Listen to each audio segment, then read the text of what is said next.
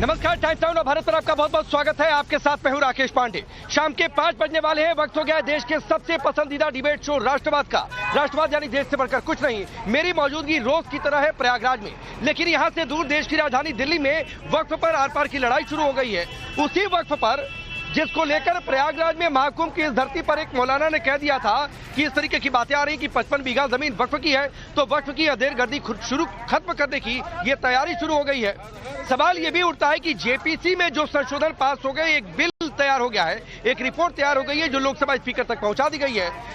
Bill को लेकर खबर यह भी है कि संसद के बजट सत्र में उसे पेश किया जा सकता है, लेकिन इस पर विपक्ष ने मुस्लिम वोट बैंक की सियासत शुरू कर दी है। विपक्ष में बैठे लोग नीतीश नायडू पर तंज कस रहे हैं और कह रहे हैं कि आप तो मुस्लिम वोट बैंक की लड़ाई लड़ते हैं, तो इसमें मुस्लिम वोट बैंक की अनदेखी हो रही है, तो लिहाजा आप इस बिल को पास नहीं होने दीजिए, आप कदम उठाइए, वरना फिर मुस्लिम समाज देखेगा कि क्या करना है क्या नहीं करना है। इमरान मसूद महबूबा मुफ्ती ने इस तरीके की बातें करी है। तो सवाल ये उठता है कि आखिरकार विपक्ष क्या तुष्टीकरण की सियासत कर रहा है। जेपीसी से बिल पास हुआ, उसके बाद भी दिक्कत, महिलाओं को अधिकार तो उससे भी दिक्कत, मुस्लिमों में ओबीसी को अधिकार तो उससे भी दिक्कत। करेंगे चर्चा, लेकिन सबसे पहले एक रिपोर्ट आप देखिए।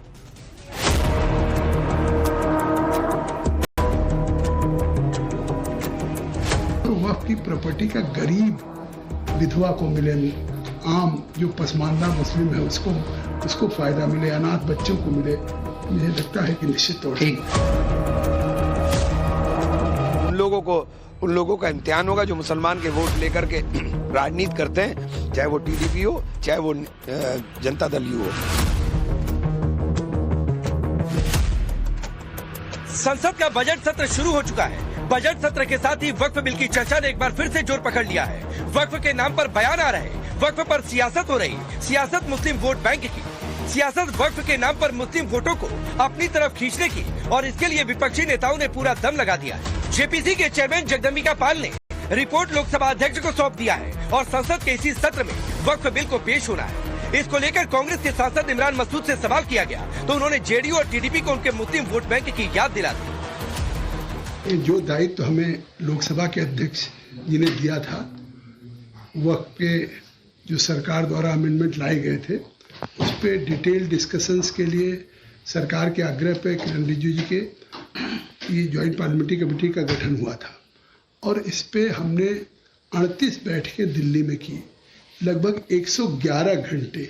शायद इतना डिटेल एग्जॉस्टिव डिलिब्रेशंस कभी नहीं हुआ हो। और वक्फ की प्रॉपर्टी का गरीब विधवा को मिले, आम जो पसमानदा मुस्लिम है उसको फायदा मिले, अनाथ बच्चों को मिले, मुझे लगता है कि निश्चित तौर से। देखिए, जेपीसी के अंदर जो कुछ है वो सारा का सारा सरकार का एक एजेंडा था जिसको वो जबरदस्ती वक्फ को बर्बाद करने के लिए लेकर आ रही है। वक्फ के हक में कोई काम नहीं है उसके अंदर। अभी इसकी लड़ाई लड़ेंगे, अभी पेश करेंगे, हमने वहां भी लड़ी थी, अभी पेश करेंगे, देखते हैं क्या होगा, पास होगा नहीं होगा। और उन लोगों का इम्तिहान होगा जो मुसलमान के वोट लेकर के राजनीति करते हैं, और इतने बड़े मुसलमान के मसले पर अगर ये भाजपा के साथ खड़े रहते हैं तो फिर मुसलमान को भी सोचना पड़ेगा, चाहे वो टीडीपी हो चाहे वो जनता दल यू हो। वक्फ संशोधन विधेयक को लेकर दिल्ली में 38 बैठकें हुई। ये 38 बैठकें करीब 111 घंटे चली। इन बैठकों में 250 अधिकारी मुस्लिम स्कॉलर शामिल हुए, जिसके बाद 655 पन्नों की रिपोर्ट तैयार की गई। 14 क्लॉज में 25 संशोधन करने के बाद ये रिपोर्ट लोकसभा अध्यक्ष को सौंप दी गई है। जेपीसी की इन बैठकों में एनडीए के संशोधनों को अपना लिया गया, विपक्ष के संशोधन नकार दिए गए। अब कांग्रेस आरोप लगा रही है कि संशोधन के लिए जो सही तरीका अपनाना था वो नहीं अपनाया गया। जल्दबाजी में रिपोर्ट लोकसभा अध्यक्ष को सौंप दी गई। देखिए, जिस तरह से जेपीसी को चलाया गया, जिस तरह से जेपीसी में जो रियल इश्यूज थे वक्फ के, उसको डिस्कस करना चाहिए था, वो डिस्कस नहीं किए गए। जो प्रोसीजर्स फॉलो करना है रिपोर्ट सबमिट करने में, वो प्रोसीजर्स फॉलो नहीं किए गए। हम बार बार ये कह रहे थे कि स्टेक होल्डर्स की मीटिंग के बाद में, विटनेसेस के डिपोजिशंस के बाद में, उसके सारे मिनट्स हम लोग को देना चाहिए, रिप्लाईज हम लोग को देना चाहिए, और जो आके डिपोजिशन करते हैं वो देना चाहिए हम लोग को। उसके बाद में क्लॉज टू क्लॉज डिस्कशन होना चाहिए। यहाँ पे क्लॉज टू क्लॉज डिस्कशन नहीं हो। विपक्ष मुस्लिम वोटों के तुष्टीकरण के लिए बॉल नीतीश और नायडू के पाले में डाल रहा। ऐसा इसलिए क्योंकि बिल संसद में पेश होने से पहले पीडीपी अध्यक्ष महबूबा मुफ्ती ने नीतीश और नायडू को एक पत्र लिखा है। इस मामले में बीजेपी का साथ नहीं देने की मांग की है। महबूबा ने अपनी चिट्ठी में लिखा, नीतीश जी और नायडू जी, इस बिल में जो संशोधन किए गए हैं वो मुस्लिम समुदाय के हित में नहीं है। आप गंगा जमुनी भाईचारे को मानने वाले लोग रहे हैं। आज एनडीए का सदस्य होने के कारण आपके पास इसे रोकने की क्षमता है। आप इसमें हस्तक्षेप करें और देश के सांप्रदायिक सौहार्द को खत्म होने से बचाएं। महबूबा मुफ्ती की इस चिट्ठी के बाद सवाल ये है कि आखिर जेपीसी संशोधन विधेयक के पास होने से देश का सांप्रदायिक सौहार्द कैसे खत्म होगा? क्या विपक्ष इस मुद्दे को लेकर अब धमकी देने पर उतर आया है? ये सिर्फ मुस्लिम वोट बैंक को अपनी तरफ करने के लिए कहा जा रहा, या फिर इसके पीछे विपक्ष का मकसद कुछ और है? जो आपका मुस्लिम वक्फ बोर्ड होगा उसमें आप नॉन मुस्लिम्स को भी आप मेंबर्स बनाएंगे, जबकि आप हिंदू वाला लॉ जो है या जो सिख अमेंडमेंट जो उनका ये है उसमें उनके रिलीजन के बाहर नहीं आ सकते, लेकिन जो मुस्लिम सेंट्रल वक्फ बोर्ड है उसमें अब नॉन मुस्लिम्स भी इनके साथ होते हैं। तो मुझे लगता है ये एक ऐसी चीज़ है जो होनी नहीं चाहिए और इसको हम अपोज कर रहे हैं। और दूसरी चीज, जो जिस तरीके से आज प्रॉपर्टीज पे ये कर रहे हैं उस तरीके से कल कलेक्टर डिस्प्यूट में अपना ये कर सकता है। अब कलेक्टर फैसला कर सकता है कि कौन सी प्रॉपर्टी वक्फ ये होगी और कौन सी नहीं होगी। तो मुझे लगता है कि ओवरऑल ये एक बहुत ही नाइंसाफी तरीका है। अब जबकि तय है कि वक्फ की अंधेरगर्दी खत्म होने वाली है, अब जब विपक्ष को लगने लगा है कि वक्फ के काली साम्राज्य का काउंटडाउन शुरू हो चुका है और वक्फ संशोधन विधेयक आज नहीं तो कल संसद से पास हो जाएगा, ऐसे में विपक्ष ने फिर से मुस्लिम वोटों के लिए सियासत शुरू कर दी है। क्योंकि 3 तलाक के बाद नया मोहरा वक्फ के रूप में विपक्ष को मिल गया है, जिसके सहारे वो मुसलमानों को उकसा सके। अब ये तो वक्त बताएगा कि विपक्ष वक्फ पर अपने मंसूबों में सफल हो पाता है या फिर वक्फ बिल को लाकर सरकार वक्फ की हड़पने वाली नीति पर अपना हंटर चलाने में कामयाब हो जाती है। Bureau report, times now Bharat. चलिए आपने ये रिपोर्ट देखी, आपका परिचय मैं पहले आज के मेहमानों से करवाता हूं। शारजा इल्मी भारतीय जनता पार्टी के नेता और प्रवक्ता, करण वर्मा पॉलिटिकल एनालिस्ट के तौर पर हमारे साथ जुड़े हैं, जगदीश शर्मा जी कांग्रेस पार्टी के नेता, प्रोफेसर धर्मेंद्र यादव समाजवादी पार्टी के नेता और प्रवक्ता, दानिश कुरैशी है पॉलिटिकल एनालिस्ट के तौर पर। आप सभी का बहुत बहुत स्वागत है। और यहाँ पर प्रयागराज में यहाँ की जनता भी मौजूद है, मैं इनके पास भी आऊंगा, लेकिन उससे पहले एक ओपनिंग रिमार्क्स मैं जरूर ले लेता हूं। जगदीश जी, जेपीसी से बिल पास हो गया फिर भी दिक्कत है, मुस्लिमों को ज्यादा अधिकार मिल रहा है तो भी दिक्कत है, महिलाओं को अधिकार मिल रहा है तो भी दिक्कत है, और उसमें आप कह रहे हैं कि ये मुस्लिमों के अगेंस्ट में है। इमरान मसूद जो कह रहे हैं। राकेश पांडे जी, सही बात तो है कि बिल लाने का समय देखिए आप। भारतीय जनता पार्टी हमेशा खेल करती है, मैं समझता हूं। दिल्ली में चुनाव है, कोई हिंदू मुसलमान पे लाकर खड़ा कर देगी। और वक्त बोर्ड जब जिस जेपीसी की बात कर रहे हैं उसका मतलब क्या? जब आधे लोग तो सस्पेंड करते हैं, सुने नहीं जाते, बाहर बैठा देते हैं, तो इनकी तो चल रही है भाई, चला रहे हैं दोनों हाथों से। देश देख रहा है कि क्या हो रहा है, मजाक बनाया जा रहा है देश का।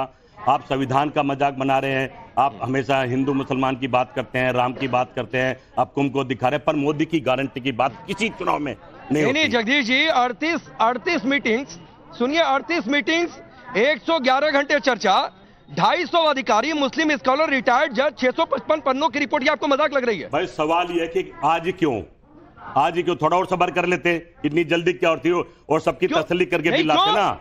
नहीं, जब मुसलमान भाई नहीं सहमत है तो भी कह रहे थे जगदीश जी कि ये चुनाव है, राम मंदिर वाला फैसला मत दीजिए, चुनाव पर असर पड़ जाएगा। टेबल पे बैठ के तो आज ही क्यों बड़ा तर्क क्या है? उसके लिए मुहूर्त निकलेगा क्या? राकेश भाई, सरकार का संशोधन बिल पर जेपीसी की रिपोर्ट अगले 10 साल में तैयार होगी भाई, 10 महीने में नहीं तैयार हो सकती है। आप सुनते नहीं हो राकेश भाई, शुरू हो जाते हो यार। सरकार का दायित्व बनता है, जेपीसी बैठे तो हरामनी की तस्वीर लेकिन आज ही क्यों ले आए? 10 दिन बाद ले आते, 8 तारीख के बाद ले आते, और थोड़ा समय दे देते, जो आवाज उठने नहीं उठती। आज क्या दिक्कत थी? मैं भाई दिक्कत है ना, तो आज क्या दिक्कत थी? 10 दिन बाद देश का मुखिया 5 तारीख को कहते नहीं जाएगा, क्या हो जाता है जो आज नहीं हो रहा है? वोट कैसे डालेंगे? फिर 5 तारीख को गंगा मां में भेज दिया आपने।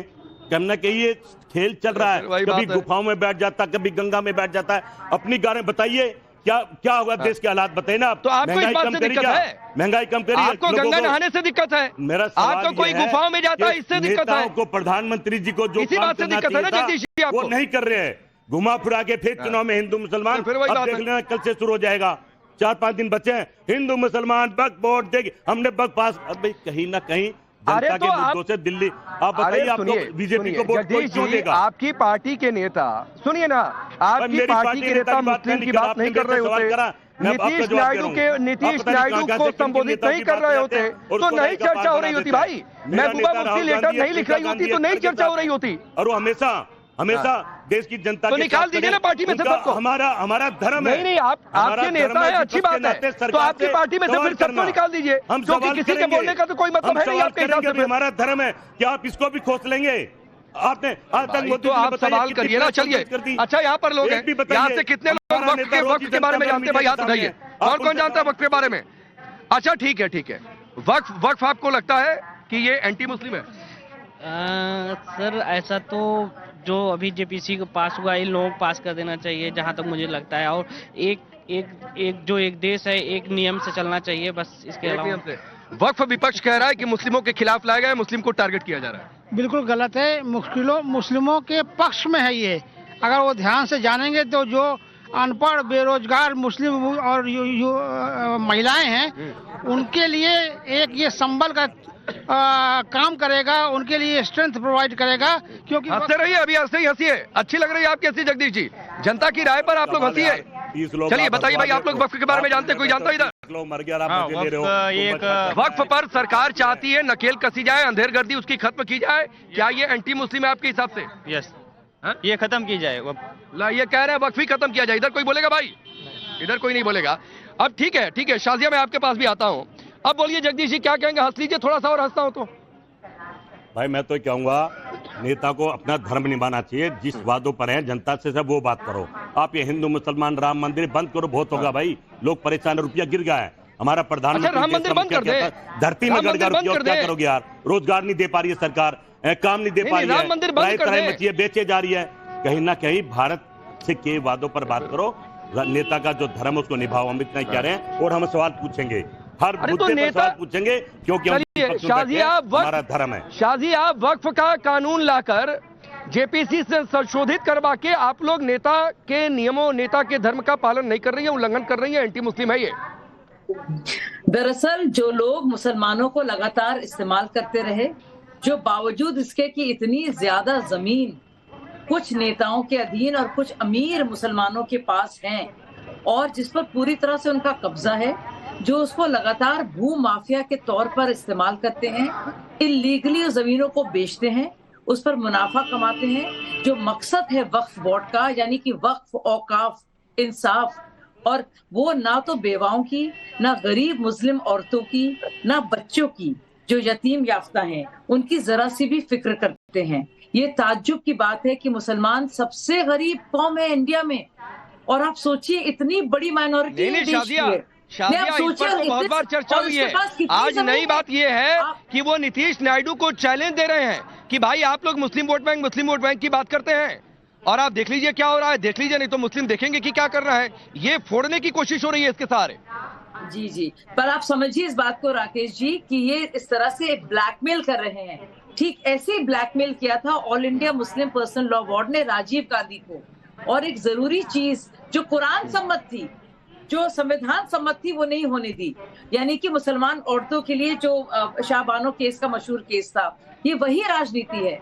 मुसलमानों को अपने ही हकों से दूर रखो, अपना दबदबा कायम रखो, और मुसलमानों के खिलाफ काम करो। जो भी संशोधन चाहता है वो गरीब मुसलमानों के हक में है, और ये लोग जो है क्योंकि चाहते हैं वक्फ प्रॉपर्टी पर पूरा अधिकार अपना, और उसका जो मकसद है वो पूरा नहीं करना चाहते, वो उनके लिए लैंड है। ठीक है शाजिया, मैं आ रहा हूँ, जरा एक ग्राफिक्स डाल दीजिएगा स्क्रीन पर, जरा ग्राफिक्स डाल दीजिएगा, दानिश टीवी हो या कहीं से देख पाए तो देखते भी रहिएगा कि वक्फ संशोधन विधेयक में क्या क्या है। केंद्र और राज्य से 2 महिला सदस्य होंगी, स्टेट वक्फ बोर्ड में 1 ओबीसी मेंबर होगा, बोहरा आगाखानी के लिए अलग बोर्ड होगा, महिला उत्तराधिकारी के अधिकारों का संरक्षण होगा, पोर्टल से रजिस्टर होगी वक्फ की संपत्ति, सारे कागज डालने होंगे, सरकारी संपत्ति पर दावा करते हैं तो जांच होगी पहले। ये कहां से एंटी मुस्लिम है, जरा समझाइए मुझे भाई। ठीक है, सबसे पहले तो मैं आपको एक बात बता दूं कि देश के मुसलमानों की जहां तक बात है, वक्फ का जो पूरा मामला है, औकाफ निज़ाम की जहां तक बात है, ये हमारे बुजुर्गों ने, हमारे बाप दादाओं ने वक्फ जो है रिलीजियस एक्टिविटीज के लिए, रिलीजियस प्रोपोगेशन के लिए दिया हुआ ये एसेट है। इसके अंदर में सरकार का हस्तक्षेप, आप मुझे ये बताइए, ये प्रॉपर्टी आपकी है, नव भारत टाइम्स की, नव भारत टाइम्स का फैसला कलेक्टर करेंगे, नव भारत टाइम्स का फैसला ये करें। तो मैं वही कह रहा हूँ कि ये सारा जो प्रॉब्लम है वो इसीलिए आगे खड़ा है। आप महिलाओं की और इसकी बात कर रहे हैं, मुझे ये बताइए कि जितना भी संशोधन था उसमें किसी एक भी व्यक्ति ने मुस्लिम महिलाओं के उसमें की अगर मुखालिफ होने की बात की हो तो बताइए, एक भी व्यक्ति बताइए, नहीं मिलेगा। लेकिन जानबूझ के भारतीय जनता पार्टी, ठीक है, आपकी मेरा छोटा सा सवाल है। साजिया इंटरप्ट मत करिए, मैं अपनी बात खत्म कर लूं। फिर मुझे ये बताइए कि कलेक्टर तय करेगा मुझे कि भाई ये प्रॉपर्टी किसकी है, किसके। अरे सरकार के पास, सरकार के स्वरूप में अलग अलग महकमों के जो कब्जे आपने करके रखे हैं, पहले आप वो सुपुर्द करिए, तब जाकर मुसलमानों। सुनिए दानिश सुनिए ना, दानिश सुनिए, पहले सुनिए। आपने कहा ना कि पूर्वज, रुकिए, आपने कहा ना दानिश, शाजिया रुकिए, आपने कहा ना कि पूर्वज देकर गए, तो भाई हमारे पूर्वज भी संविधान बनाकर गए थे, जरूरत के हिसाब से संशोधन होता है ना, तो जरूरत के हिसाब से तो हर चीज में संशोधन हो रहा है, संविधान में संशोधन हो जा रहा है, तो वक्फ बोर्ड में संशोधन क्यों न हो जाए। और मैं आपसे पिन पॉइंटेड नहीं दानिश, मैं आपसे पिन पॉइंटेड पूछ रहा हूं, क्या आपको दिक्कत है अगर वक्फ बोर्ड में महिलाएं आ जाए तो हाँ या ना? नहीं, सुनिए मेरी बात, कलेक्टर के पावर से हमें दिक्कत है, बताइए।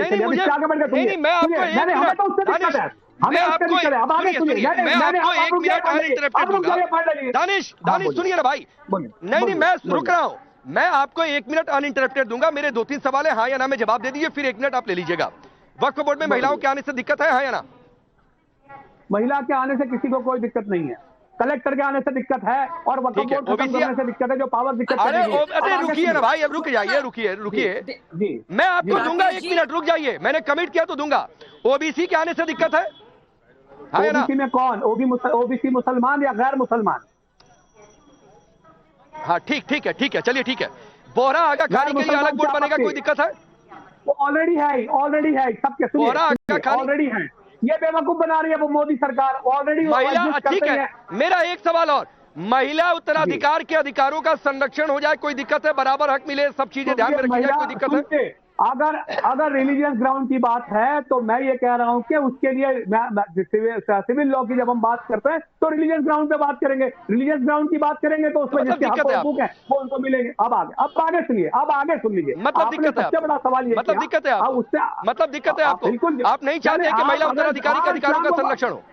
अच्छा, अब मुझे एक सवाल का आप ये जवाब दीजिए, नरेंद्र मोदी तय करेंगे कि इस देश में मुसलमान 5 साल का मुसलमान है या नहीं, उसने नमाज पढ़ी या नहीं करी, वो तय करेगा वक्फ की प्रॉपर्टी डोनेट करने के लिए। चलिए बताइए, अब आगे सुनिए, मैं आपको तो नमाज पर रोक नहीं है, सुनिए, तो आपके आका तय नमाज पढ़ेगा, उसके वक्फ बोर्ड आ जाने से रोक जाएगी उस पर।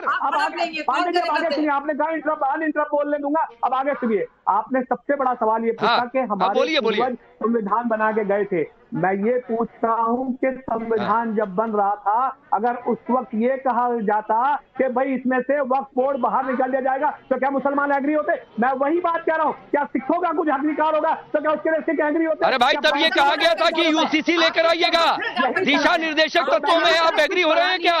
मतलब अपने हिसाब से चलाएंगे, ये गलत परिभाषा है। आप जानते हैं कि जब संविधान बना था तो वक्फ पर जिक्र नहीं था, वो 1954 में आया भाई साहब, अधिकार हुकूक नहीं छीन सकेंगे। और 1995 में बिल लाया गया और वक्फ ट्राइब्यूनल को असीमित पावर दे दिए गए। आप ये भी नहीं जानते वक्फ बोर्ड जो है कई मुस्लिम देशों में नहीं है, वक्फ बोर्ड संविधान में नहीं है। इसलिए ये जो आपकी पूरी तुष्टीकरण की राजनीति के चलते आपने मुसलमानों का नुकसान हो रहा है, मुसलमानों का कहने क्यों ठीक रहे, आप ठीक क्यों रहे? शाजिया प्लीज, दानिश आप भी रुकेंगे। आप करण वर्मा, अरे रुकिए भाई, रुकिए, बोलिए। मैं बाहर से हूं, आप लोगों को देख नहीं पाऊंगा, इसलिए रुकिए। करण वर्मा, देखिए एक बात तो साफ हो गई, हाँ जी, दानिश कुरैशी ने कह दिया कि महिला उत्तराधिकारी के अधिकारों का संरक्षण होगा, इसमें उन्हें दिक्कत है। जो मुझे यहाँ से फील्ड से जितना मुझे समझ में आया, अगर मैंने गलत समझा तो आप ठीक कर दीजिएगा। फिर वो कह रहे बोरा आगा खानी के लिए अलग बोर्ड है, ओबीसी में भी उनकी अलग बातें हैं, और सरकारी संपत्ति को लेकर भी अलग दावे, फिर पूर्वज तक कहां पहुंच जा रहे हैं। देखिए, पहले तो इन्होंने एक बात कही, मैं जरा ये ऑन रिकॉर्ड डालना चाह रहा हूं कि अगर संविधान में वक्फ की ना बात होती तो मुस्लिम क्या होते। इनको मैं बता दूं, संविधान जो ओरिजिनल था उसमें वक्फ था ही नहीं, वक्फ आया है 1954 में। थोड़ा पढ़ना लिखना चाहिए हम सबको, मेरा ये मानना है। उसके बाद उसको स्वीपिंग पावर्स मिली 1995 में, उसके बाद स्वीपिंग पावर्स मिली 2013 में, पहली बात। फिर इन्होंने कहा पूर्वजों ने दी, भाई 2009 में 4 लाख एकड़ पूर्वजों ने जो दिया, अगर दिया, वो बढ़कर के आज 9.5 लाख एकड़ हो गया। 3 लाख प्रॉपर्टी बढ़कर के 8.5 लाख प्रॉपर्टी हो गई, और फिर आप मजलूम बन जाते हैं, गरीब बन जाते हैं। के रहमान खान ने जो पिछली जेपीसी, अरे दानिश कुरैशी चुप कर जाइए, बीच में मत बोलिए, आपके बीच में मैं नहीं बोल रहा था, थोड़ी तमीज लाइए इसमें प्लीज, प्लीज थोड़ी सभ्यता सीखिए। आप एक्सपोज रोज होते हैं टीवी पे, जाहिलियत मत दिखाइए यहाँ पर। आप झूठ बोल रहे हैं, आप जहालत दिखा रहे हैं। राकेश जी ऐसे बात नहीं चल सकती है, बार बार बीच में रनिंग कमेंट्री अगर दे रहे हैं। झूठ एक तो दानिश मैं बीच में आता हूँ, दानिश मुझे बोलने दीजिए। दानिश करण वर्मा आपको सुन रहे थे, आप सुन लीजिए, ये कोई फिर मैं तरीका आपके नहीं है पास आ बात जाऊंगा, का। काउंटर कर दीजिएगा धर्मेंद्र यादव के बाद, रुक जाइए, पहले करण अपनी बात पूरी करिए। जेपीसी जो पिछली बार प्लीज थी, दानिश राकेश प्लीज जी, प्लीज रुक जाइए। जो पिछली जेपीसी थी उसके हेड थे के रहमान खान। उन्होंने कहा था बहुत जरूरत है वक्फ में महिलाओं का रिप्रेजेंटेशन, करप्शन खत्म करना, और 250 अशरफ फैमिली जो हैं उनका कंप्लीट कंट्रोल है, बाकी बोरा आगा खानी सबको रिप्रेजेंटेशन मिलना चाहिए। ये सच्चर कमेटी जिसकी ओवैसी दुहाई देते हैं, कहते हैं मुसलमान पिछड़े गए, सच्चर कमेटी ने बात कही हुई है कि भाई इसमें जो ट्रांसपेरेंसी है वो लाने की जरूरत है, वक्फ में अमेंडमेंट की जरूरत है। कितने मुस्लिम स्कॉलर्स ने, अभी शाजिया जी ने हवाले दिए, कितने लोगों ने ये बात की। तो ये मुस्लिम हित में है। ये जो चंद लोग हैं जो मुस्लिम को गरीब रखना चाहते हैं, इतनी लैंड होने के बावजूद आज उनके पेट में दर्द है, ओवैसी जैसे लोगों के पेट में दर्द है। इनको चुभ रही है बात कि जब ये अमेंडमेंट्स आएंगे तो इस पे हॉस्पिटल भी बनेंगे, बेवाओं का अधिकार भी होगा, डेस्टिट्यूट्स का भी ध्यान रखा जाएगा। आपको क्या दिक्कत है अगर समावेशी एक कानून है तो? कोई हटाने की बात तो कर नहीं रहा, इसमें अमेंडमेंट्स और ट्रांसपेरेंसी लाने की बात कर रहा है। सरकार के हॉस्पिटल कहाँ है? अरे कुंभ के अंदर में जो हालात है, हॉस्पिटल का सिचुएशन तो आपके सामने है, बताइए मुझे, बताइए इसका क्या जवाब है? कोई जवाब नहीं है आपके पास। नहीं दानिश, कुंभ के हालात नहीं ठीक है ना, कुंभ के हालात हम यहाँ से दिखा भी रहे हैं, लोगों से बातचीत भी कर रहे हैं, तो अभी जो है ना कुंभ पर मत चले जाइए, कुंभ पर मत चले जाइए। हाँ बिल्कुल देख रहे हैं, तो मैं भी देख रहा हूँ और लोग भी देख रहे हैं, तो वो इधर इसको डिरेल मत करिए। धर्मेंद्र यादव राकेश, हाँ ठीक है धर्मेंद्र यादव, मैं आपको रुकिए दानिश प्लीज रुकिए भाई, रुकिए। नीतीश के सहारे आप सरकार को से हटाना चाहते हैं, अस्थिर करना चाहते हैं, वो एक अलग बात है सर, वो रह रहकर बात सामने आ जाती है, वो पॉलिटिक्स आप लोग देखते रहिए। लेकिन मैं आपको 30 सेकंड देता हूं, 1 मिनट चलिए देता हूं। जो ये कहा जा रहा है ना कि एंटी मुस्लिम है, मुझे पॉइंट वाइज साबित करिए, 3 पॉइंट गिनाइए चलिए, और जो इसमें संशोधन आ गए हैं वो कैसे एंटी मुस्लिम है ये भी गिना दीजिए। चलिए 1 मिनट आपके पास। राकेश जी जो एटीट्यूड आपका है, 30 सेकंड देते हैं, फिर चलो 1 मिनट ले लो, उसके बाद ऑब्जेक्टिव क्वेश्चन देते हैं, फिर सब्जेक्टिव क्वेश्चन देते हैं, यही एटीट्यूड तो जेपीसी का था। हम तो बार बार कह रहे हैं कि भारतीय जनता पार्टी जब से सत्ता में आई है वो संसदीय परंपराओं को तोड़ रही है। अब बोलने दीजिए, अब 30 सेकंड में भी आप 5 सेकंड लेंगे तो कैसे काम चलेगा? 30 सेकंड में 10 सेकंड आप ले लोगे, अब इसी बचेगा। मैं कह रहा हूं कि भारतीय जनता पार्टी ने हमेशा संसदीय परंपराओं को तोड़ा है। लेकिन ये साबित करिए धर्मेंद्र यादव, अगले 1 मिनट में लीजिए, मैं काउंटर ऑन कर देता हूं, अगले 1 मिनट में साबित करिए। चलिए आपका 1 मिनट अब शुरू होता है, बोलिए। मैं कह रहा हूं कि भारतीय जनता पार्टी ने हमेशा से संसदीय परंपराओं को तोड़ा है। जेपीसी की जो संसदीय परंपरा है वो ये है कि इंक्लूसिवनेस है, समावेशी है। अगर किसी विपक्ष का कोई नेता है, कोई सदस्य है, उसके सुझाव को भी जेपीसी मानती है, कंसीडर करती है। इस वाली जेपीसी ने क्यों कंसीडर नहीं किया? पहली बात। दूसरी बात, हर मीटिंग की मिनट्स ऑफ मीटिंग क्यों नहीं तैयार करी? क्यों? क्योंकि उसके चोर की दाढ़ी में तिनका है, उसे पता है कि पारदर्शी बनाएंगे तो हमारी कमियां लोगों को पता चलेगी। यह भारतीय जनता पार्टी की जो समावेशी की परिभाषा है वो गलत है। तीसरी बात मैं आपसे कहना चाहता हूं कि अगर 655 पन्ने की रिपोर्ट आप सदस्यों को आज दीजिए और बोलिए भैया शाम कल तक जाके आप अपनी रिकमेंडेशन बता दो, तो आप मुझे बताइए, आप इतने विद्वान हैं, 650 पन्ने यानी 655 पन्ने आप पढ़ लोगे शाम तक? या जो इसके अध्यक्ष है, चेयरमैन है कमेटी के जेपीसी के, वो इतने विद्वानों पढ़ लेंगे? वो 5 पन्ने नहीं पढ़ पाएंगे। मैं लिख के बोल रहा हूं आपको, आपके चैनल पे ऑन रिकॉर्ड बोल रहा हूं। अगर वो 5 पन्ने पढ़ के शाम तक समझ के रिपोर्ट देते तो बता दीजिए मुझे। इससे पता चलता है कि भारतीय जनता पार्टी जेपीसी की परंपराओं को तोड़ा, लोगों को अंधकार में रखा, पारदर्शिता नहीं रखा और शुचिता पे लगातार सवाल खड़ा होता है जेपीसी के। 1 मिनट हो गया भाई, देखिए 1 मिनट हो गया। अब सुनिए धर्मेंद्र यादव, अरे धर्मेंद्र यादव सुनिए, धर्मेंद्र यादव सुनिए, 1 मिनट हो गया, 1 मिनट से ज्यादा हो गया। अब सुनिए मुझे एक बात बताइए, इस 1 मिनट में मैंने आपको कहा था कि साबित करिए क्लॉज बाय क्लॉज, 2 ही क्लॉज गिनाइए कि ये एंटी मुस्लिम है, ये जेपीसी की परंपरा तोड़ी गई, ये समावेशी नहीं है, इस पर ज्ञान देते रहे, बिना पढ़े आप बता रहे हैं कि एंटी मुस्लिम है, तो पॉलिटिक्स हुई है भाई। अब मैंने आपको कहा था एंटी मुस्लिम साबित करिए, कहिए तो 1 मिनट और देता हूं, लेकिन साबित करिए क्लॉज बाय क्लॉज कि ये कैसे एंटी मुस्लिम है। बिल्कुल बिल्कुल, आप 655 पन्ने का ड्राफ्ट लेके आए, शाम को दिए, बोले सुबेरे तक उस पे, शाम तक हमें रिपोर्ट लगानी है, पढ़ के बताइए। आप पढ़ के बता सकते हो क्या? यस, तो धर्मेंद्र यादव पहले कहिए कि 655 पढ़ने दो। आप ही जवाब दो ना। आप कहिए कि 655 पन्ने पढ़ने दो, मत कहिए कि एंटी मुस्लिम है, पढ़ने के बाद कहिए। अब सुनिए, पहले मत कहा करिए। अब सुनिए, यही बात मैं कह रहा हूँ। आप तो बीजेपी की तरफ लड़ने लगते हैं। आप बात को सुनिए ना। मैं अगर कुछ गलत कह रहा हूँ उसको आप काउंटर करिए, बीजेपी से पूछवाइए उसको।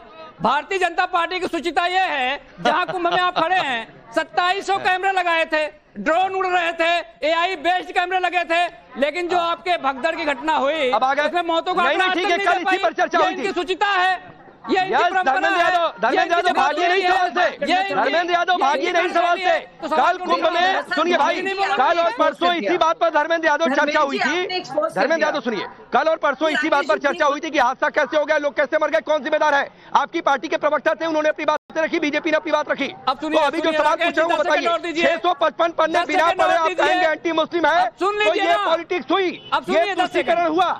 10 सेकंड। संभल में 5 लोगों की मौत हुई, डिबेट चली 5 महीने तक, अभी आगे भी 5 महीने चलेगी। 30 आदमियों की ऑफिशियल मौत हुई। इस पर भी चलेगी 2 दिन में। क्यों आपने डिबेट इस पर भी चलेगी? सनातन से आपको प्रेम नहीं है क्या? बिल्कुल डिबेट नहीं बंद की है, बिल्कुल डिबेट नहीं बंद की है धर्मेंद्र यादव, बिल्कुल डिबेट नहीं बंद की है। यही ग्राउंड पर हूँ और आपको बता दूं, आपकी हिम्मत नहीं हुई कि इस प्रयागराज की धरती पर आ जाए। आपकी हिम्मत नहीं हुई कि इस प्रयागराज की धरती पर आ जाए। आप दूर से कहीं लखनऊ, जौनपुर, मुजफ्फरनगर बैठकर डिबेट करेंगे, लेकिन यहाँ पर नहीं आएंगे। मुझे बताइए, अब आप टाइम खाइए। आज तक नहीं माना गया, मुझे 2 मिनट नहीं माना गया। ठीक है, रुक जाइए ना, रुकिए। शाजिया इल्मी, शाजिया इल्मी, राकेश जी, मुझे शाजिया इल्मी, शाजिया इल्मी जी, बोलिए। राकेश जी, मैं आपसे बस इतना कहना चाह रही हूँ, देखिए इस पूरे बिल में जो 44 अमेंडमेंट में से एक को डिस्कस किया गया है डिटेल में। 21 मेंबर की इस कमेटी ने 280 घंटे बिताए हैं। 14 अमेंडमेंट्स को बाकायदा लिया गया है, जो डिसेंट नोट्स है उसका भी संज्ञान लिया गया है, और एक क्लॉज पर कई गहन चर्चा हुई है। 280 घंटे तो सबसे पहला झूठ ये। दूसरा बड़ा झूठ इसलिए वो चर्चा से भाग रहे हैं। आप उसके बाद 500 घंटे चर्चा करो, क्या मतलब है उसका चर्चा का? चर्चा के लिए इतनी ज्यादा कभी उनके काम में क्यों नहीं आते? अकेले पक्ष चर्चा करता है, चर्चा करने के लिए 2 लोग चाहिए नहीं चाहिए? किससे चर्चा कर रहे थे बताइए? धर्मेंद्र जी, आप बहुत चीखे और बहुत चिल्लाए। किससे चर्चा कर रहे थे आप मुझे बताइए? जेपीसी में आप चर्चा किससे कर रहे थे? मौजू को बदलने की कोशिश की। सत्ता पक्ष में आप चर्चा कर रहे हैं, आप इसलिए नहीं बताना चाहते क्योंकि आप भी जानते हैं। मैडम, मैं पूछ रहा हूँ, चर्चा आप किससे कर रही थी जब विपक्ष को नहीं रखा आपने उसके अंदर डिस्कशन में? मुसलमानों के लिए आपने फिर मुसलमान की बात कर रही हैं आप किसी बिल पे चर्चा करोगे तो पक्ष विपक्ष 2 लोग होंगे, और दूसरे कौन थे उनका नाम बताइए? आप किससे चर्चा की आपने? 655 पन्ने की रिपोर्ट पकड़ा दिया ले जाके कि भैया पढ़ो और अपना कितने सुझाव दो। कॉलेज, 10 घंटे के अंदर इंजीनियरिंग कॉलेज खोले। अरे आप ठीक है, अब रुकिए। आप 655 पन्ने पढ़ लोगी 4 घंटे में। करण वर्मा, रुकिए प्लीज, धर्मेंद्र यादव रुकिए, शाजिया रुकिए। करण वर्मा 655 पन्ने पढ़े नहीं, एंटी मुस्लिम बता दिया। नीतीश नायडू के सहारे फिर से दिवा स्वप्न देख रहे हैं। दिवा स्वप्न इसलिए कह रहा हूं कि या तो वो मुस्लिम वोट बैंक का नाम लेकर कह रहे हैं देखो भाई ये आ जाए, लेकिन पढ़े नहीं है। जेपीसी में मुंबई की बैठक में काफिर कह दिया जाएगा। जो समर्थन करेगा मुस्लिम समाज वक्फ में सुधार का, उसको काफिर कह दिया जाएगा। कि बोल कैसे दिया भाई? देखिए, अब मैं गुजारिश करूंगा पहले तो धर्मेंद्र जी से, भाई मुझे बोलने देंगे। इन्होंने आपने कई बार पूछा कि कोई पॉइंट्स बताए, पर मैं जरूर पॉइंट्स बताऊंगा। मैं बताता हूं, कल्याण बनर्जी जिनको अचानक जोश चढ़ा, उन्होंने गिलास फेंक दिया, उनके खुद हाथ में ग्लास के आ गए थे कंकड़, खून निकलने लग गया था। तो इस तरह की तो चर्चा ये लोग चाहते हैं। चर्चा किन बातों पर हुई? सेक्शन 40 और सेक्शन 85 जो होता था अमेंडमेंट, पुराना जो वक्फ था 1995 का, उसमें यह होता था कि अगर इनको शक भी हो गया महज कि भाई हमारा कोई पुराना राजा था, वो गधे पे बैठ के वहां गया था और उसने वहां पानी पिया था, तो उस पे ये वक्फ का क्लेम कर देते थे। कुंभ तक पे वक्फ का क्लेम किया हुआ, हमारे मंदिरों पे किया हुआ, ताजमहल पे किया हुआ है, इस्लाम आने से पहले पे क्लेम किया है। जब उस पे अमेंडमेंट आया कि भाई आप ऐसे क्लेम करके ट्रिब्यूनल ही आपकी माई बाप नहीं हो सकता, तो इनको दिक्कत हो गई, ग्लास व्लास फेंकना शुरू कर दिया। इन्होंने कहा ऐसे नहीं होती चर्चा। भाई आप प्रावधान दो, अगर प्रावधान कानून के साथ होंगे, अगर लैंड भू माफिया जैसे प्रावधान होंगे कैसे मान लिए जाएंगे भाई आपके? मैं तो पॉइंट बाय पॉइंट चर्चा करने को तैयार हूं। सेक्शन 40, सेक्शन 3, एक और सवाल आपके लिए क्यों सेपरेट लॉ? सवाल है मेरा लैंड करण वर्मा, एक और सवाल है, एक और सवाल है। जब मुगल इस देश में आए, करण वर्मा, जब मुगल इस देश में आए, करण वर्मा, जब रुकिए, धर्मेंद्र यादव रुक जाइए भाई, रुकिए। जब मुगल इस देश में आए, यहाँ पर लूटा कब्जा किया, अरे रुकिए भाई, रुकिए ना, लूटा कब्जा किया, जमीन लेकर आए थे क्या? लूटा कब्जा किया, उसके बाद क्या तो पीढ़ी आगे बढ़ती गई, फिर वो वक्फ कभी हो गया? 10 रुपए के स्टैम्प पेपर कोई लेके आ जाता है, लिख दिया कुछ तो 10 रुपए के स्टैम्प पेपर से जमीन वक्फ की हो गई? नहीं होती। और ओवैसी जी ने क्या कहा? हमारे पास कागज नहीं है। एक मेरे पास कागज नहीं है, खुद मान रहे हो ओवैसी जी। आप बोलिए, आप बोलिए। राकेश जी, पहली बात तो करण भाई कह रहे थे कि गिलास तोड़ा और कंकड़ हाथ में लग गया। तोड़े के गिलास हाथ में लगा, कंकड़, तो इनकी मानसिकता तो ये है। दूसरी बात, क्लेम की बात कर रहे थे। कुंभ पे कौन क्लेम किया मुझे बताइए? कुंभ पे किस वक्फ बोर्ड के सदस्य ने क्लेम किया? किस वक्फ बोर्ड के जिला अध्यक्ष ने क्लेम किया? किसने जो है केंद्रीय कमेटी ने आपका क्लेम किया? आप नाम बताइए। हवा में कोई भी क्लेम कर देगा? सुनिए मेरी बात, धर्मेंद्र यादव सुनिए। मैंने आज सबसे ये कहा कि कम से कम ऐसा करिए कि पॉइंट वाइज, क्लॉज वाइज बता दीजिए कि भाई एंटी मुस्लिम क्या है। नीतीश नायडू के सारे आप अपनी पॉलिटिक्स साधना चाहते हैं तो उसका ग्राउंड भी बता दीजिए। 655 पन्ना पढ़ेंगे नहीं, लेकिन 655 घंटे चिल्लाएंगे कि भाई ये एंटी मुस्लिम है, तो सर पहले पढ़ लीजिए, बोल दीजिए कि बिल मिला ही नहीं। और फिर जेपीसी की मीटिंग में चर्चा क्या हो रही थी? चर्चा इसी क्लॉज पर हो रही थी ना।